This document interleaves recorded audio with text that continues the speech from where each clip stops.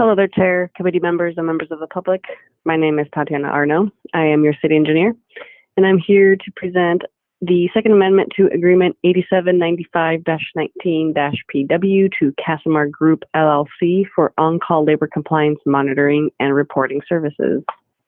So the recommendation is that the Public Works and Transportation Committee recommends that the City Council approve and authorize the mayor to execute a Second Amendment to Agreement 8795-19-PW with Casamar Group LLC in the amount of $500,000 for a new not-to-exceed contract amount of $1 million with a 3% per year rate increase effective October 15th, 2022, and to extend the term to October 14th, 2025 for professional services for labor compliance monitoring. So as many of you may noticed, there has been a significant ramping up of construction projects here in our city. And we do use professional on-call services for the monitoring of labor compliance in particular, right? So you've seen many other on-call contracts come through in front of you. And while we did have some labor compliance there, it was only one firm, and we do not anticipate that they will have the capacity to handle all of the projects that we have coming in the next 5-year horizon. And therefore, we are amending this existing contract with Casamar to enhance that ability for us to make sure that our contractors are following labor compliance rules and regulations, and for us to meet our grant requirements, things of that nature.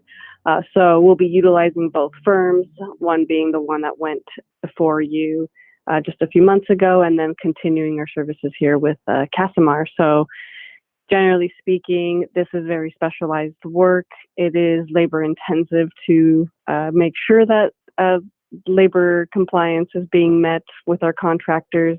And so that is why we have this work done by outside agencies, because we do not have the internal resources to make sure that this is all happening. So we work in tandem with them to make sure that we're in compliance. And so as far as this contract goes in particular, the city manager did approve the original agreement with Casamar, which was in the amount of $200,000. That was back in 2019. So this was prior to the ramping up of projects.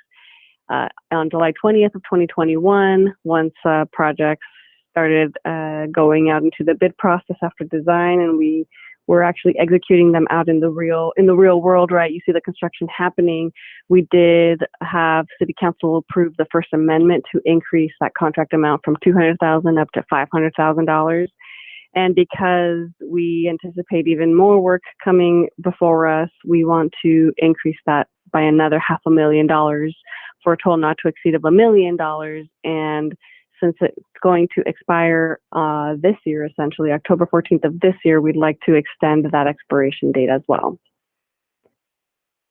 So again, reiterating, we just have so many construction projects over the next 3 to 5 year period, really, that the current agreement can't handle that. So we're just anticipating that we're going to be needing these services.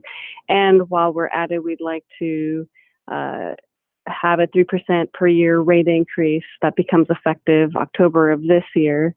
And that's based on, the current rates, just increasing them by no more than 3%.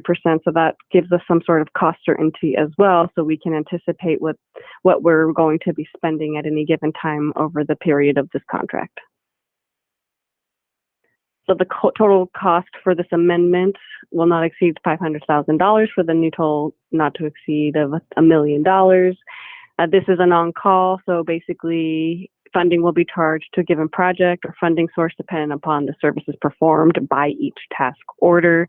And each respective project manager or department head will ensure that there is sufficient funding available in the operating budget or the capital project budget for the related tasks. This isn't just used on our capital projects, but other divisions in public works, such as water and wastewater, who have contractors doing work out there for, when main lines break and things like that, repairs are needed. We still need to make sure that we are monitoring labor compliance for those contractors as well, so they're utilized on that front. That does conclude this short presentation. Thanks for listening, and I am happy to take any questions.